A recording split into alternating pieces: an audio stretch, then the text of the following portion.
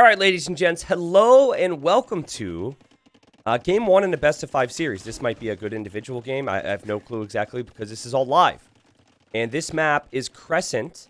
And since we are a tad behind, we're speeding up. I'm going to do the introductions, also talk about the map and how it works. This is in the Return of the Clans event, an event I'm actually playing in tomorrow, an event that I'm participating in with Miguel Dogal and Lan.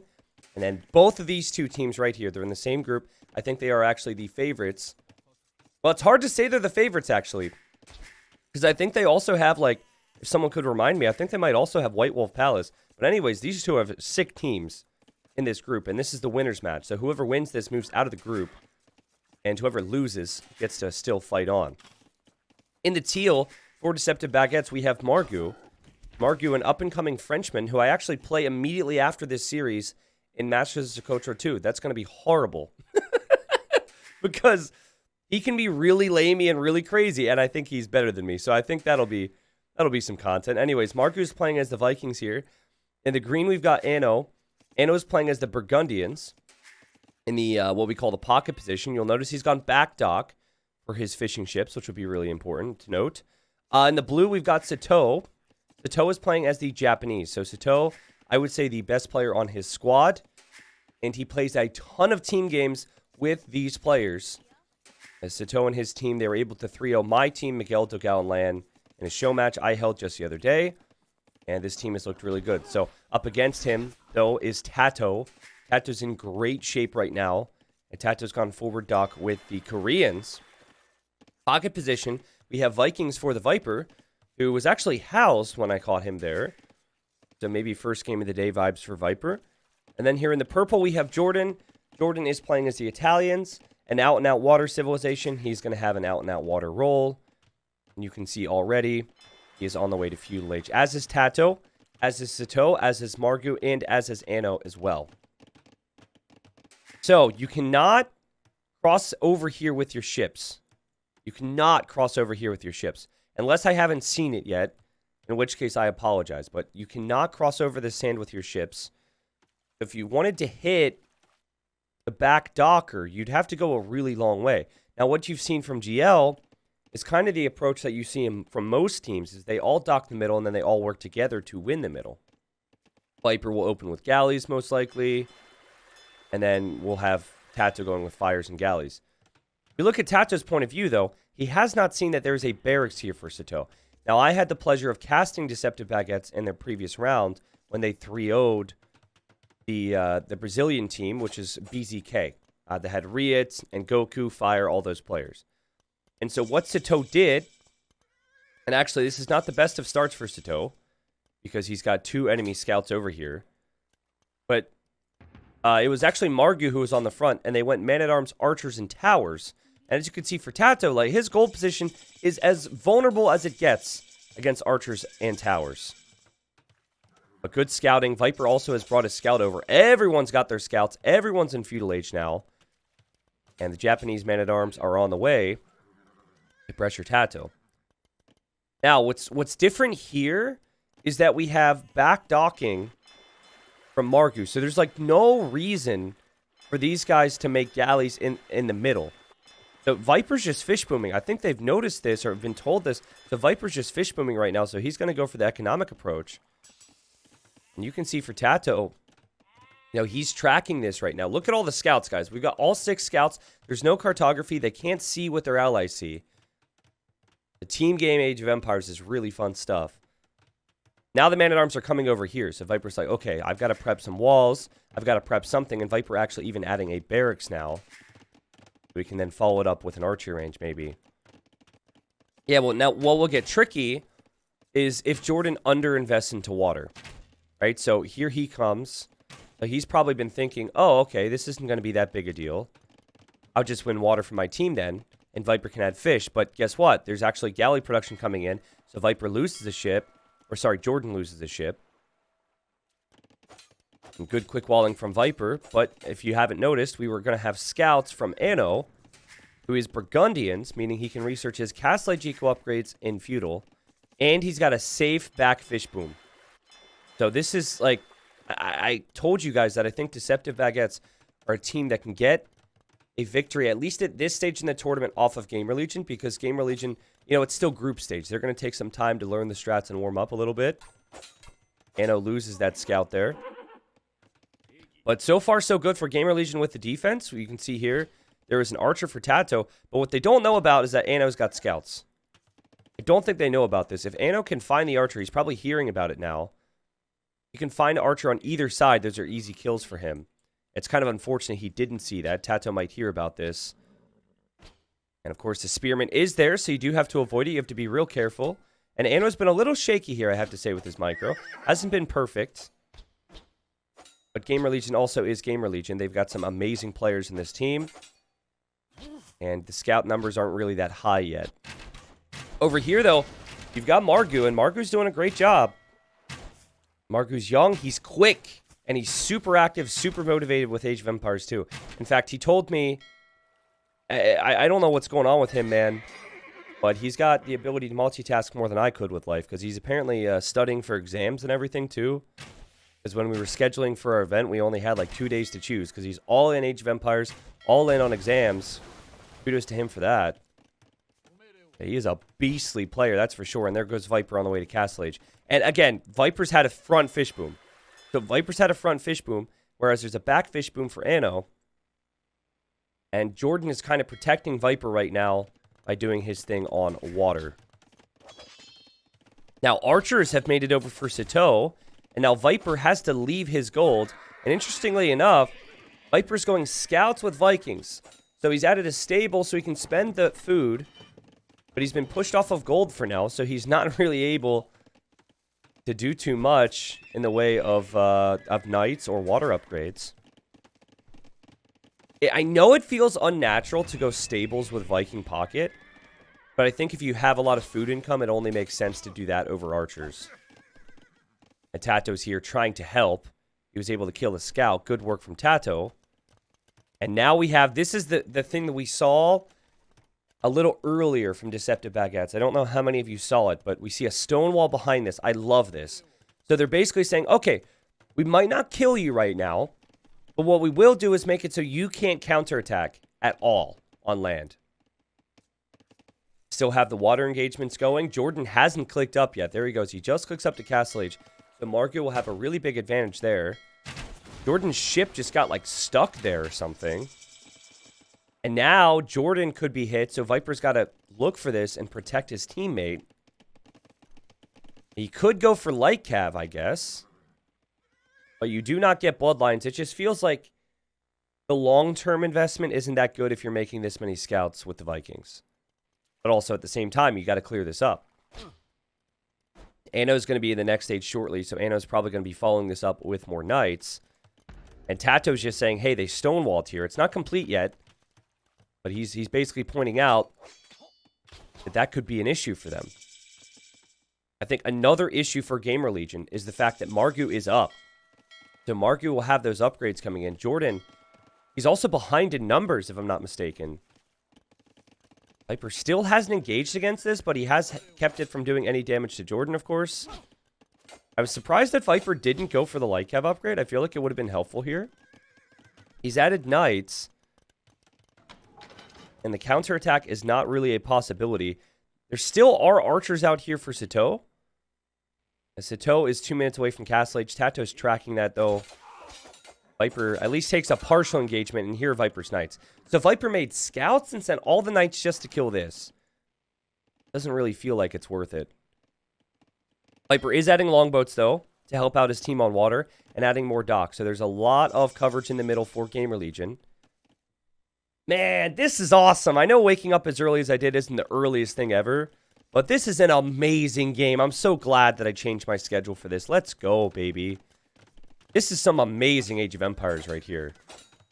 And the only thing I'd say is Ano's eco has been great, but he hasn't really killed that much. I think he'll be disappointed in that. I'm looking at the eco KD, or looking for it down here. Sorry, I can't find it. Oh, I'm wrong, actually. He killed 5 units on water on land, so I must have missed it. Oh, he's coming onto water right now. Oh my god, what a switch. They never expected this. 3 front docks. So he's got back fish boom, and he's going front dock fire ship. Oh, Gamer Legion are in big trouble. Gamer Legion are in big trouble now. They were not expecting this. They were so distracted on land. They thought that it would just be full knight switch from Anno and nothing else. And here comes Anno with a few knights as well. Again, Anno, a player who does not play a lot of 1v1s. He's like top couple hundred in 1v1s when he plays. But he plays a lot of team games, and he's very good at them. And TaToH traps these units, and that's cute and all. But now all of his fishing ships are gone. Anno's got an insane boom. And now Jordan, late to ballistics, doesn't have that upgrade. And Margu trying to push. And Margu with some good pickoffs, though a hard choke point to push through, I think. As Viper now realizes what's going on, and Viper has to recover and go solely for the longboats. Now, I think the key difference here is that Viper does not have fish any longer. Anno does have fish. So you can see in the eco number that Anno's got a ridiculous eco. And with that, could make a lot of Cavalier to eventually pressure TaToH. So I like the water approach. I think the time windows, these attacks have made a lot of sense. As Sitaux still actually got army over here. And this might be a timing where TaToH feels like they cleared that up. Maybe Gamer Legion has kind of forgotten about that. Because that's been back there for a while. And again, Jordan getting smashed over here. So, overall here, I'm looking at the TCs coming up for additional economy. Oh god, I missed this! I missed this. TaToH was in at Sitaux's base. This will get cleared. But good job from TaToH to get some counter damage in. I mean, very impressive from TaToH overall as well, because he was doubled early. But finally, Gamer Legion gets some damage in. These crossbows, unfortunately, attack the house. Viper does get the attack signal from that and gets to run away now. And then on water, Jordan, well, he's lost 2 docks already, so he's going to have to rebuild docks. However, he does have Viper working with him in the middle. It seems to me like Anno has pretty much stopped producing on water. He just wanted to clear fish. I think what we'll see is we're going to see Margu be the only one on water and try and 1v2 there, while the other players shift their focus onto land. I'm looking at the player resources. It does look like Anno could go imp soon, which is nuts. And you can't wall in this rock terrain, so you'd have to, like, wall in front of Sitaux's walls for your TaToH, which seems kind of unreasonable.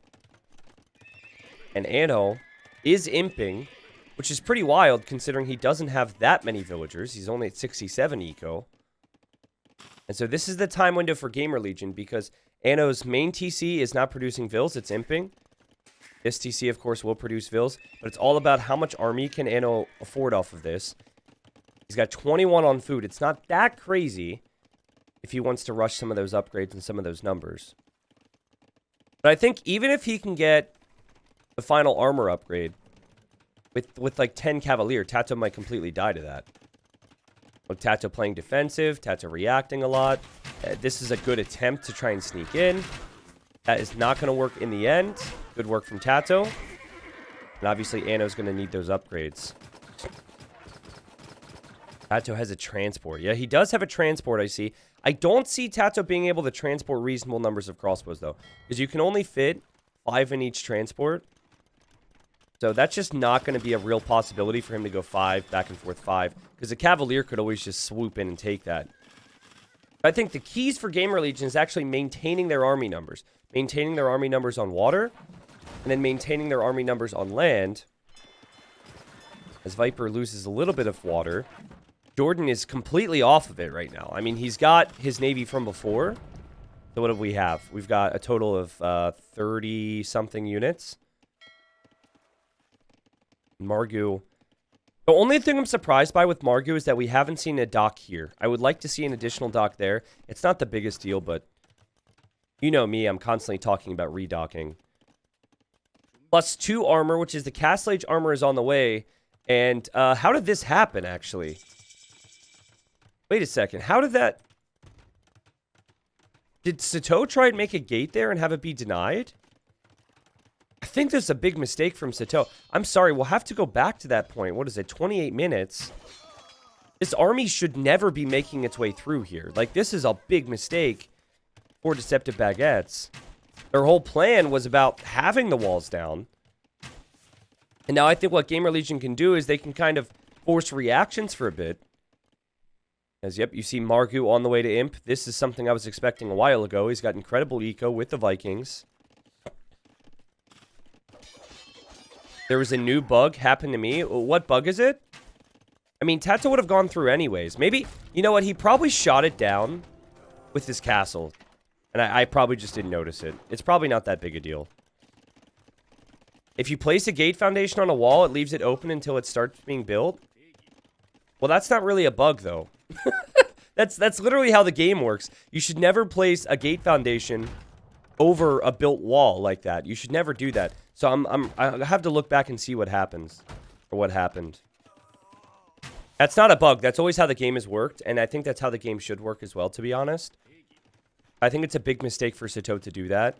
But Anno, 30 seconds away from Paladin, has the Imp armor. He's going to be running in. It's going to be really tough for Viper to deal with this. But also, Anno is going to have to deal with this army from TaToH, which is going to come off as a big distraction here, right?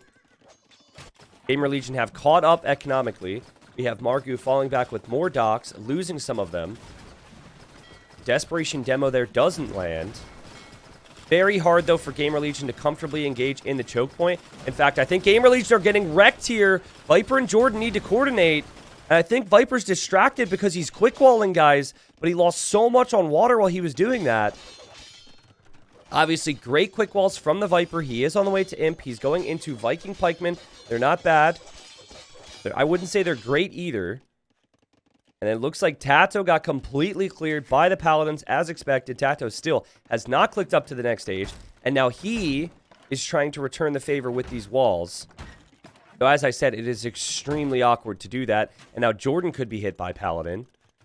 And now Margu is going to win water. I think Deceptive Baguettes are just ultimate strategists in this tournament. They seriously are. Like, there have been days where Gamer Legion and their players, back when it was Tyrant and Secret, whatever, have kind of set the standard for strategy, and then other people copied it. I think in this tournament, it's Deceptive Baguettes. There's a reason I wanted to cast this. There's a reason I chose Deceptive Baguettes to 3-0 my team as a practice. Is because this team is genuinely sick with strategy. And this whole game has just flowed so perfectly for them. And there's just no way TaToH won't... If they look, TaToH won't be able to get the walls down. If he runs over here, all Sitaux will have to do is delete one piece of his wall on this side. These Paladins will get in and around. You can see Sitaux has deleted some of these walls here. Paladins still were getting some kills. Jordan did do some good damage control, I guess. TaToH somehow got over here with crossbows. Is that the same group of crossbows from before? I don't know, but... TaToH's gate goes down. Paladin should be able to run through. TaToH can't get the house wall down. He now adds a stone wall. But yeah, all Sitaux should do is just delete all the walls right now. Just shift delete those walls. It'll allow his teammate to get through. And then the Paladin... This is huge. Sitaux, delete. Anno is probably screaming it. He's signaling like delete, delete, delete, delete, delete. And TaToH... The thing is, I think the gate still goes down. I believe the gate still goes down. It should still go down to Paladins. Partially built gates have no armor. There you go. TaToH, though, with a lot of pikemen. And Margu getting coinage and banking to maybe send resources to his teammate, Sitaux, to get him back into the game in the Imperial Age. We have a castle here from Sitaux, and he's opened up with Trebs already, which I love. And he's going skirms, which I also love. Unfortunate for Anno's villagers. I'm not sure why they are there. Paladins, though, having to be chased. Crossbows, though, having to be chased. Viper starting to lose water. Viper goes, supplies! He's going supplies, man-at-arms, arson, so he's thinking champion with pikemen. But notice how everyone's thinking land right now, except for Jordan. Jordan is going to try and come back on water for his team. This is something that Margu might not expect. He's also going to drop a castle here, which I like. And we have a transport now for Margu, who I think is going to castle drop Jordan. And Jordan's hoping that he can just focus on water and nothing else. The Trebs are here so TaToH can't hold. They're immediately forcing some type of pressure. Viper's got a doubt castle. Doubt not playing game one. The Viper says, I'll show you a little bit of doubt, and fails the castle. The Paladins have worked their magic here this game. They've done so much. Even if they've just run in and died, they're distracting. They're forcing... I constantly talk about that, forcing reactions. It's so important. Dictating the pace of the game, man. And 1v1s are team games. It's a big deal. And Jordan, he's going to lose his navy here. And TaToH's going to lose his castle here, which might lead to another castle going down. And now we have the castle going up for Margu.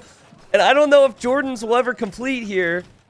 He does have a lot of villagers building it, so he might. But obviously a crappy situation for him right now. He could always make a Treb as well. This Gamer Legion just unable to keep things moving here. There you have Viper with the quick gate. As I said, though, gates will go down to the Paladin, so it's another denied castle here for Viper. And now the only thing they're missing is, I'd say, a killer blow against TaToH. TaToH doesn't even have Halb yet. So I think if a big group of Skirms and Paladins showed up here, TaToH would be wiped. And once TaToH is wiped, I think the game could be over there. Obviously, Jordan still could try and recover and all that here. They actually have cannon galleons for Margu from the shoreline. So TaToH, he's got Japanese, so he does have pikemen that attack faster.